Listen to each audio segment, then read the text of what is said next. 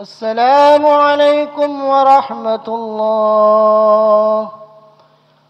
السلام عليكم ورحمة الله.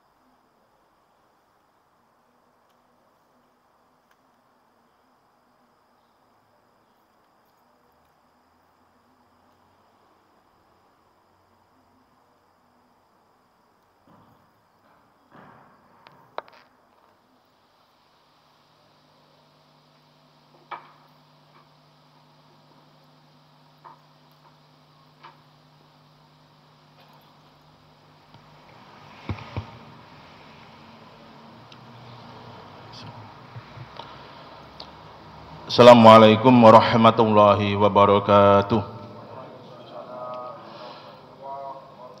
Bismillahirrahmanirrahim.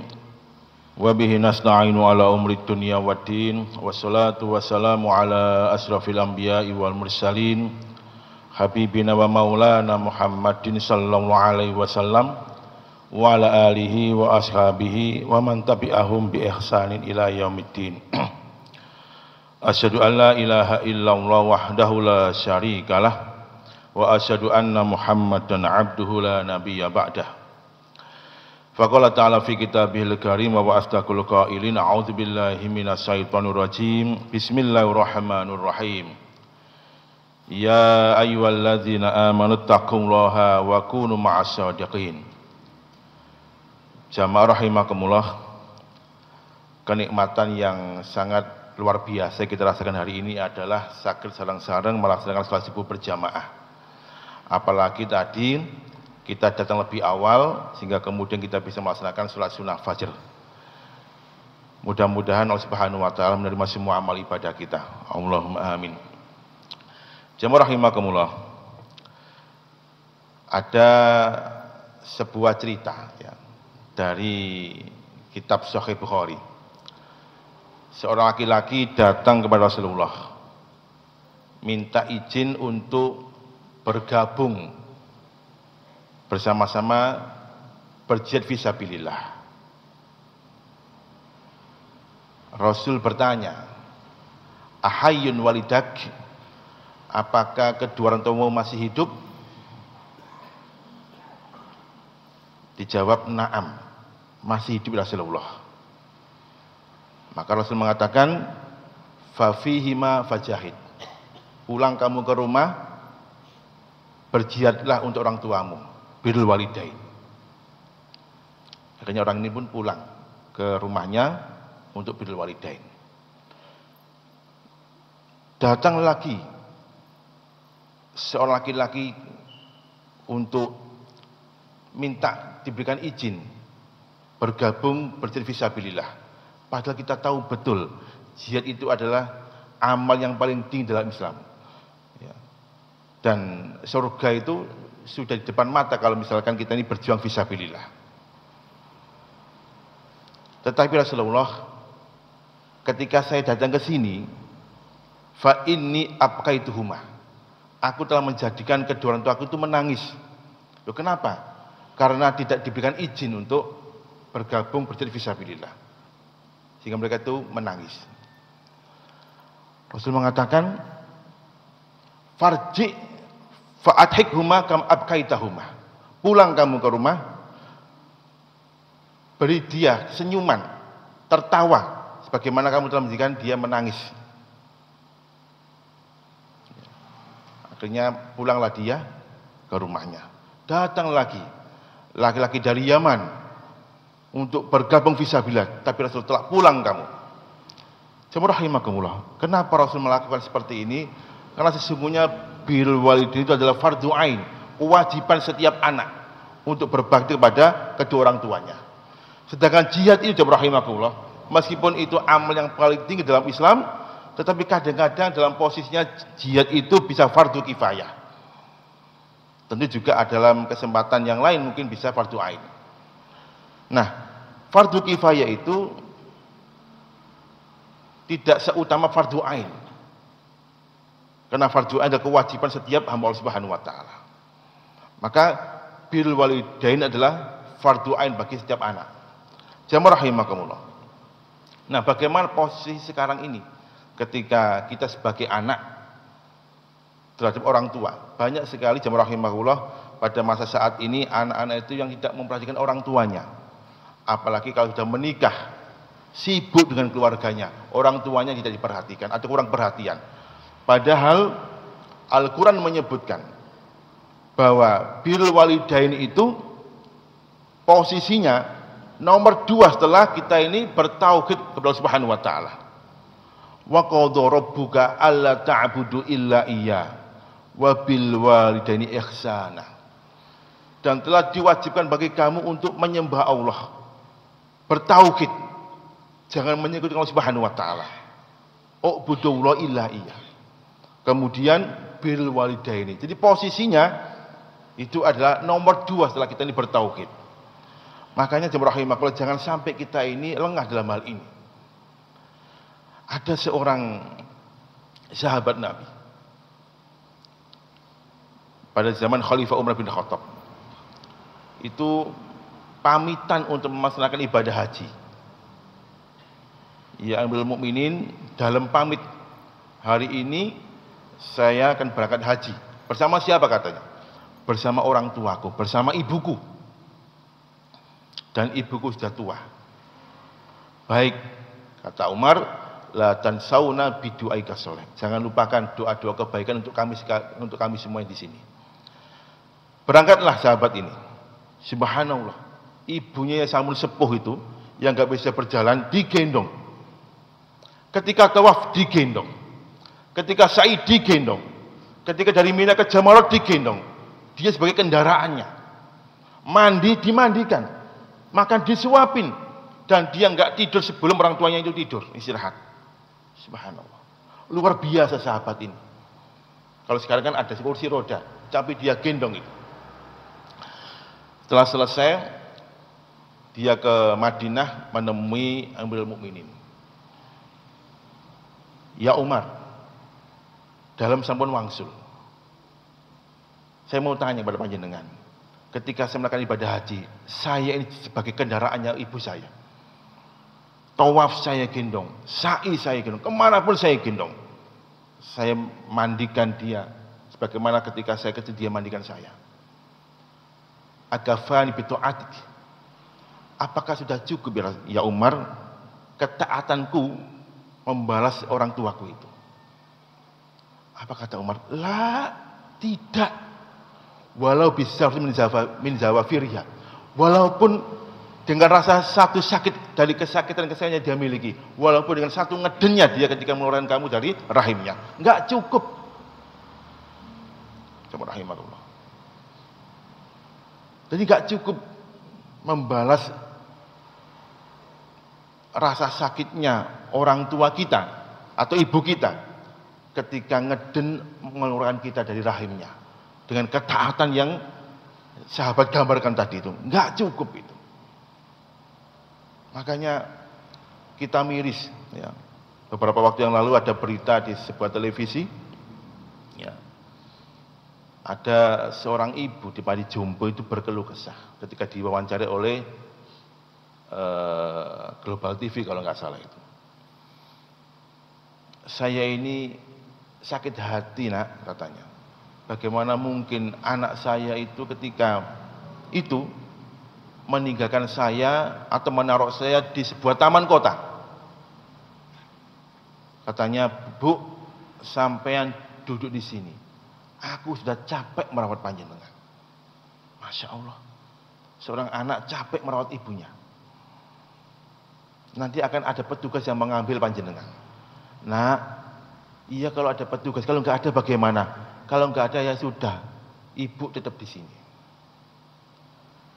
Akhirnya ditinggal ibu ini di taman kota, kemudian diambil oleh Satpol PP dan kemudian ditaruh di Padijompo. Seorang anak merasa capek untuk merawat seorang ibu. Padahal dulu dia dirawat yang luar biasa dengan kesabaran seorang ibu. Nah, jemaah rahimakumullah. Maka jangan sampai kita ini melalaikan dengan kesibukan kita itu kemudian melalaikan orang tua kita, terutama ibu kita. Bahkan jemaah rahimakumullah, ada sahabat Nabi datang ke sahabat Abu Darda, curhat. Ya Abu Darda, qad zawattu imro'atan, aku telah menikah seorang wanita. Tetapi amratni ummi bitalaqiha. Tapi kemudian tiba-tiba ibuku itu memerintahku untuk mentalaknya. Subhanallah. Dilema si laki-laki ini. Dia cinta istrinya, tapi dia patuh kepada sang ibu. Maka hati-hati ini. Terutama perempuan yang sudah menikah, ya. Meskipun misalkan nggak cocok dengan mertuanya, ya, tapi harus tetap dihadapi dengan senyum. Karena istri itu surganya di suami. Sedangkan suami itu surganya di orang tuanya, ayah ibunya. Maka bantu suami itu untuk patuh kepada orang tuanya. Nah, ini ada ini. Ibu meminta anaknya untuk menceraikan istrinya. Nah, tentu ada pertimbangan yang luar biasa yang ibu rasakan terhadap menantunya itu. Bagaimana ya Abu Darda? Saya bingung. Maka Abu Darda mengatakan, ini sami'tu Rasulullah Muhammad SAW yaqul, aku dulu pernah mendengarkan kanjeng Nabi itu dawuh, al-ummu awsatu abwabil jannah, fa in syi'ta fakhfidha au fa'dhiha. Ibu itu adalah pintu yang paling indah menuju surga, atau pintu surga yang paling indah itu ibu. Kalau kamu menginginkan pintu itu, jagalah pintu itu. Kalau enggak, ya campakkan pintu itu. Artinya, kalau kamu ingin masuk surga melalui pintu yang indah ini, patuhi, hormati, dan jaga baik-baik. Tapi kalau kamu enggak ingin, ya sudah. Jamaah rahimakumullah. Maka ibu ini luar biasa, atau orang tua kita ini luar biasa. Ini adalah pintu surga yang paling dekat dengan kita. Kalau kita nggak bisa masuk melalui pintu ini, mau pintu mana lagi? Ya, maka jangan sampai kita ini kemudian melalaikan pintu surga ini. Sampai-sampai kita sebagai anak misalkan mau beraktivitas, jangan lupakan untuk minta izin orang tua, minta izin pada ibu. Kalau dia nggak mengizinkan, sudah tinggalkan. Patuhi ibu kita. Bekerja misalkan ke luar kota, Bu, saya sudah diterima PNS misalkan. Ternyata dari konsiderannya PNS itu atau pegawai BUMN misalkan itu sanggup ditaruh dimanapun. Ternyata saya ini Bu ditugaskan di luar Jawa. Pripun pendapat panjenengan? Ojo nak, ibu eman awakmu. Nek iso ojo dibudali. Kalau ibu badan seperti itu, sudah jangan berangkat. Patuhi ibu. Loh Ustaz, kalau saya enggak berangkat, saya dipecat nanti. Rezeki saya hilang. Masya Allah. Rezeki itu bukan dari situ. Ada seorang anak misalkan, sudah hampir skripsi selesai misalkan ya. Tiba-tiba ibunya nelpon, pulang nak, ibu kangen. Sudah pulang dia. Loh Ustaz, kalau saya nggak menyelesaikan, saya nggak bisa lulus, nggak dapat ijazah. Gimana nanti pekerjaan saya? Rezeki tidak ikut ijazah. Sama rahimakumullah. Rezeki itu dari ibu. Jaminannya kata Rasul, man aroda ayab suto rizqahu falyatul rahimahu. Barang siapa yang menginginkan untuk dilapang rezekinya, dimudahkan rezekinya, falyasil rahimahu. Karena dia itu menyambung rahimnya. Rahim yang paling dekat adalah antara anak dan ibunya. Sambung itu. Sudah. Kalau kita bisa menyambung rahim kita dengan ibu kita, Masya Allah. Makanya kalau kita punya orang tua yang jauh, datangi. Jangan sibuk dengan keluarga kita. Jangan asik dengan anak-anak kita, datangi orang tua kita itu. Masya Allah, dia sangat suka kalau didatangi oleh anak dan putunya. Jangan hanya mendatangi mereka ketika hanya hari raya. Falyathur rahimau. Hanya dia itu menyambung rahimnya. Bahkan jam rahimakumullah, kalau kita enggak menyambung rahim kita dengan orang tua kita, dijamin enggak bisa mlebu swarga. Salah satun la yadkhulul jannata. Ada 3 hal yang menyebabkan orang enggak bisa masuk surga. Di antaranya adalah qati'ur rahim, orang yang memutus rahimnya, memutus hubungannya dengan orang tuanya, enggak bisa masuk surga. Subhanallah. Jangan main-main dengan birrul walidain ini jamaah rahimakumullah. Kita saling berwasiat, mudah-mudahan bermanfaat. Karena sesungguhnya kalau kita gagal dalam bab ini, birrul walidain ini musibah besar dalam kehidupan kita. Karena azabnya akan menimpa kita 2 kali, baik di dunia maupun fil akhirah. Dalam Sahih Muslim disebutkan, ma min zambin ayu ajilul uqubata li sahibi fid dunya wa dakhil fil akhirah. Tidaklah satu dosa yang Allah segerakan hukumannya di dunia kepada seorang hamba dan kelak akan Allah balas juga di akhirat. Jadi di dunia disegerakan, di akhirat pun juga akan didapatkan hukubat itu. Illa kecuali az-zulm, kezaliman, dan uququl walidain, dan durhaka pada orang tua. Itu akan Allah segerakan azabnya di dunia dan di akhirat. Maka jangan sampai kita ini kemudian melalaikan bab ini. Mumpung masih hidup orang tua kita, kita datangi. Ya. Kalau ada rezeki kita sisihkan untuk mereka. Insya Allah akan Allah balas yang lebih baik lagi. Kesempatan yang masih hidup itu, ya, jangan sampai kita ini lalai. Kalau sudah meninggal dunia, jamaah rahimakumullah, masya Allah, kita ingin melihat wajahnya. Kita akan menyesal kalau sudah meninggal dunia itu. Bahkan ada anak itu, ya, sampai meninggal dunia orang tuanya itu terasa disakiti. Orang tuanya itu. Bagaimana maksudnya? Orang tuanya udah meninggal dunia, anaknya di Jakarta misalkan, atau di luar kota, di luar pulau misalkan. Nelpon yang di rumah, jangan kau makamkan dulu sebelum aku datang, nak. Jadi gara-gara dia, orang tuanya nggak dimakamkan. Ya. Padahal di antara sunnah Rasulullah adalah menyegerakan pemakaman seorang hamba Allah Subhanahu Wa Taala.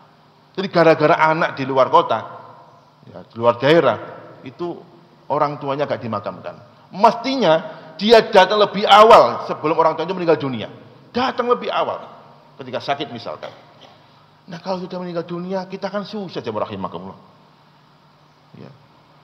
Ada seorang laki-laki mendatangi Ibnu Abbas. Ya Ibnu Abbas, saya ini telah melakukan dosa besar. Loh apa dosa kamu? Dengan menangis dia mengatakan seperti itu.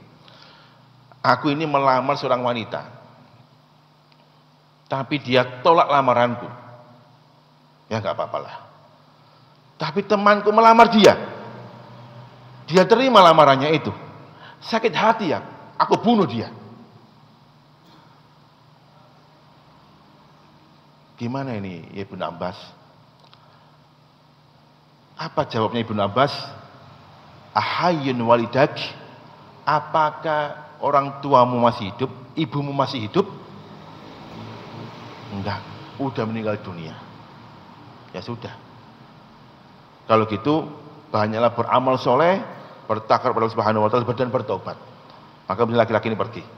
Datang murid Ibnu Abbas, Atok itu bertanya, ya Ustaz, kenapa panjenengan kok dawuh orang tua ibu?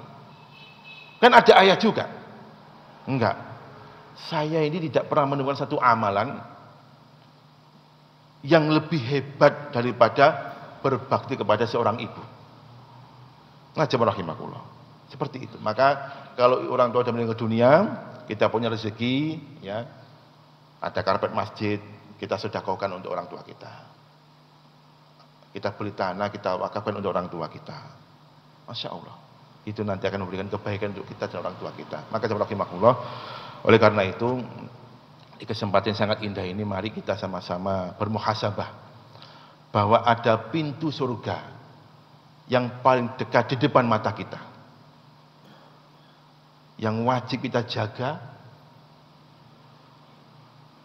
yang wajib kita optimalkan untuk patuh kepada mereka berdua. Kalau tidak melalui pintu ini, jamaah rahimahullah, yang sangat dekat dengan kita, mau pintu mana lagi? Kalau sudah kehilangan, kita akan menangis. Ada seorang syekh, Imam Masjidil Haram, itu menangis ketika ibunya meninggal dunia. Ditanya oleh beberapa temannya itu, "Ya syekh, mata beki, kenapa engkau menangis?" Dia menjawab, "Fa kaifa la abki?" Bagaimana mungkin saya enggak menangis? Faqad ughliqa li wa qad ughliqa alayya babun min abwabil jannah. Karena telah tertutup satu pintu untukku dari antara pintu-pintu surga, yaitu orang tua. Ya, mari kita sama-sama mengoptimalkan di sisa usia kita ini, di sisa usia hidupnya orang tua kita itu, untuk bersama-sama, ya, pertama mengabdi totalitas kepada Allah Subhanahu wa taala, dan paling penting sebagai anak untuk berbakti kepada orang tua. Dan yang paling penting bagi jamaah laki-laki yang belum menikah misalkan, ya Pak Yoso, ya, cari pasangan yang bisa membantu untuk berbakti kepada orang tua, ya. Cari pasangan yang kata Rasulullah cirinya dua, mafatihul khairat wa maghaliqus sayyi'at. Cari perempuan yang bisa membuka pintu-pintu kebaikan dan menutup pintu-pintu kejelekan, ya. Dan yang paling penting membantunya untuk taat kepada orang tua. Mudah-mudahan bermanfaat. Aku qouli hadza, warahmatullahi wabarakatuh.